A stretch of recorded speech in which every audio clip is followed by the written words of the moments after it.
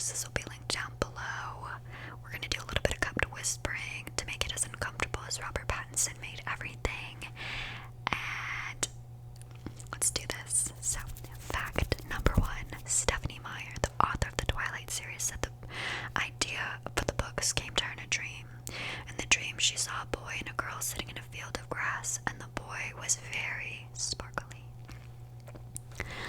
Number 2, Henry Cavill was actually Stephenie Meyer's pick to play Edward Cullen, but by the time they started filming, he was too old for the part.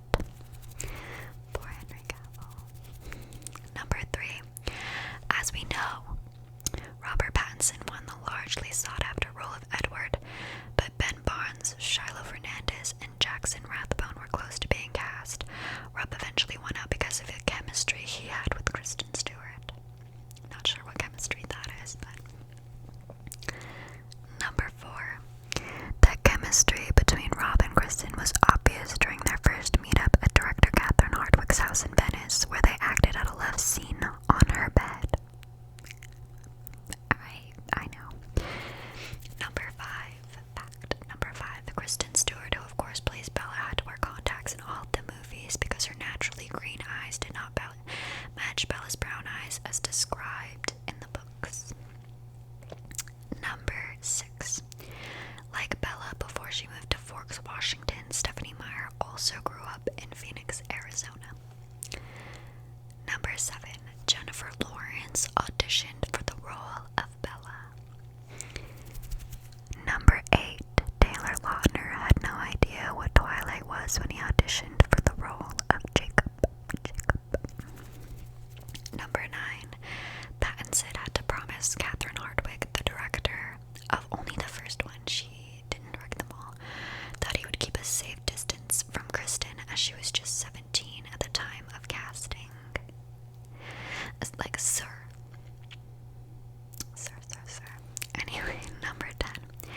Nikki Reed, who plays Rosalie, and Ashley Greene, who plays Alice, both had to learn how to play baseball, but Nikki had to learn how to bat left-handed because it looked better on camera. And like, now that I read that and I know that, they definitely all were batting left-handed, and that is funny, but I definitely agree that like left-handed looks better from like a standpoint, in my opinion. I'm a left-handed batter though, so anyway, number 11. The film debuted to $69.6 million when it was released. At the time, this was the biggest opening for a film directed by a woman.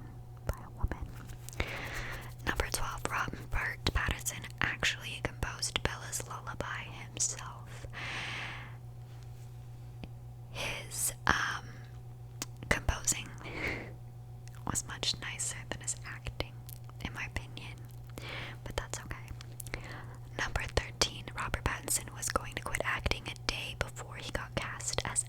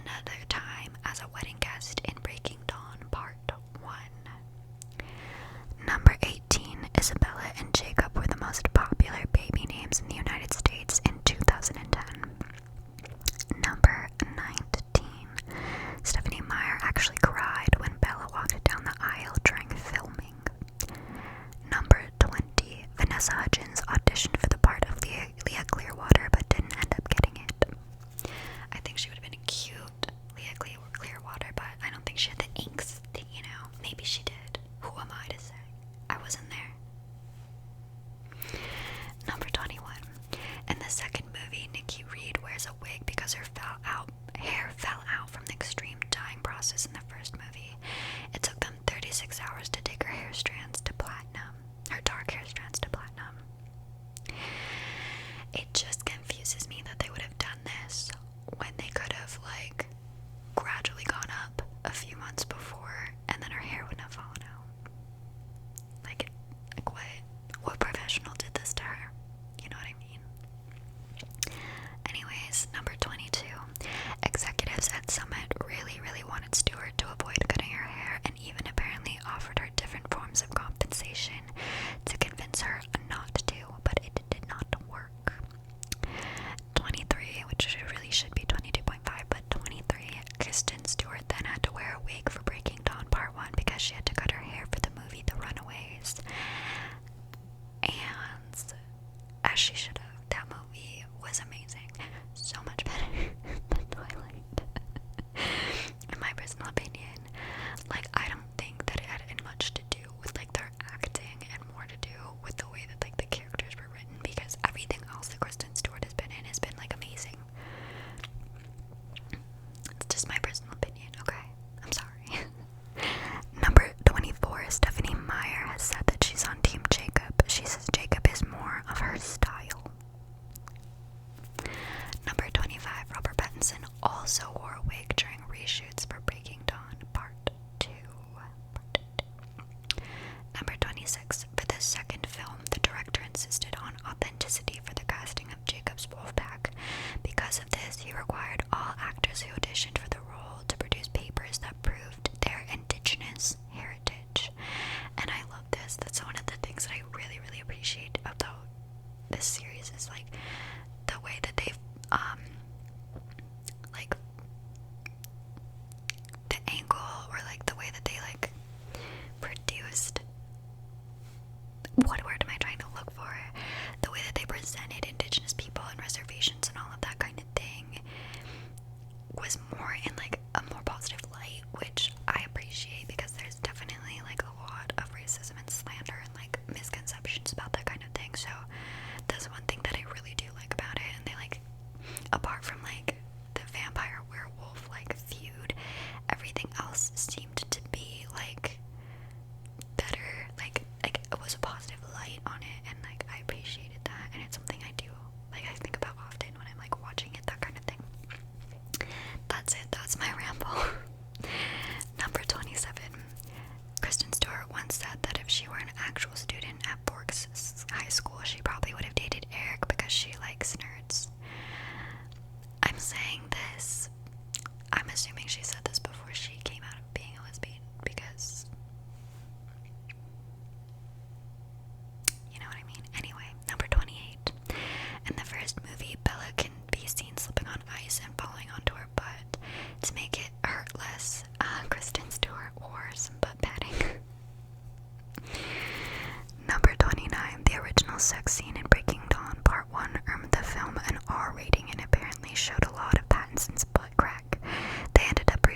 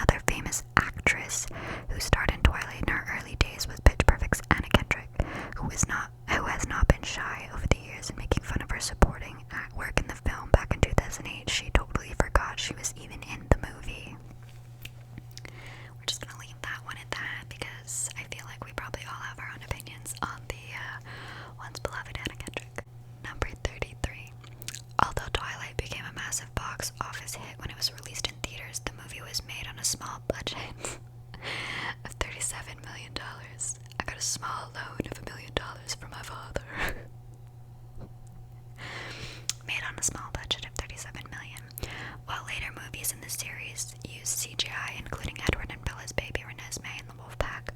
The first one went for completely practical effects. One notable sequence done without CGI is when Edward flies Bella around the Forks Forest. It was executed through wire work. Again, hold on, Spider Monkey. Bella, where the hell have you been, Loca?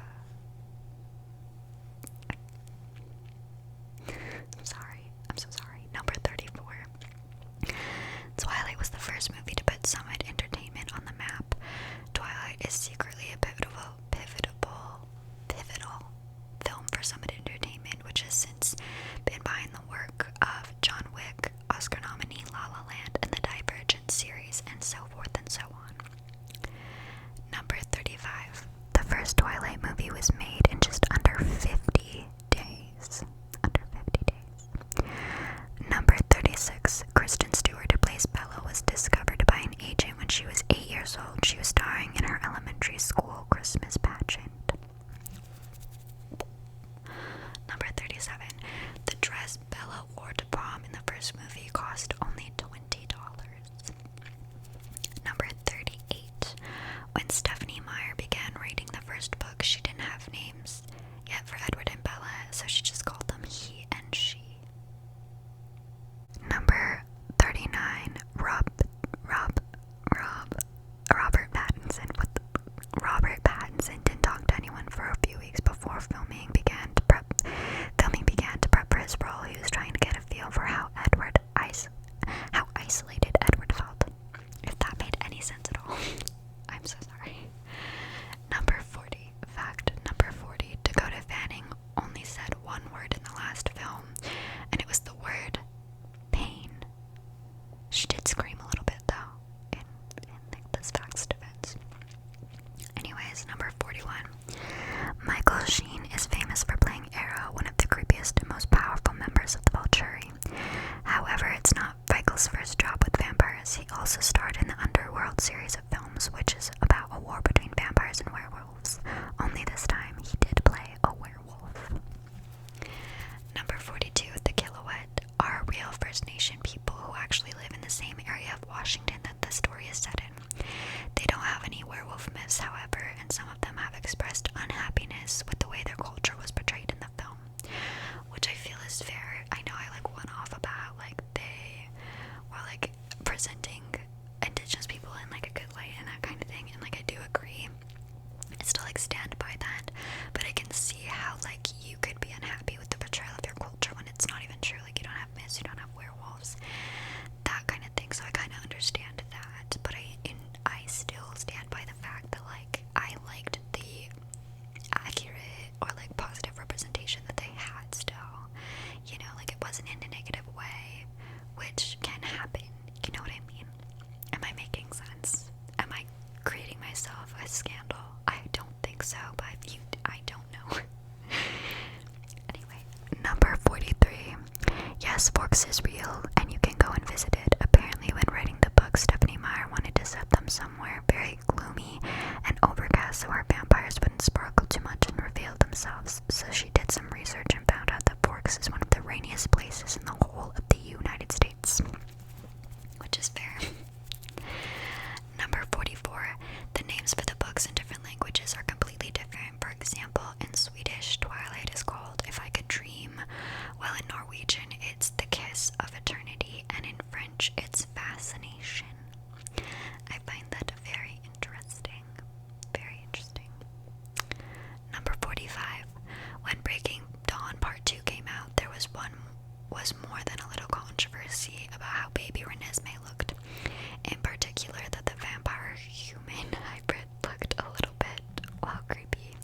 But if you think that's bad, it's nothing compared to the original Renesmee, who is a moving animatronic. There's still footage with this creepy doll out there, and it's fair to say that she looks pretty terrifying. Yeah, I don't know what more to say. They could have just used a real human. Number 46. When Pattinson first enters the cafeteria, his real-life sister Lizzie Pattinson sings vocals on the song that plays. 1947, to film the scene where Edward's hand collides with the car in the school parking lot, they used soft metal panels and plasticine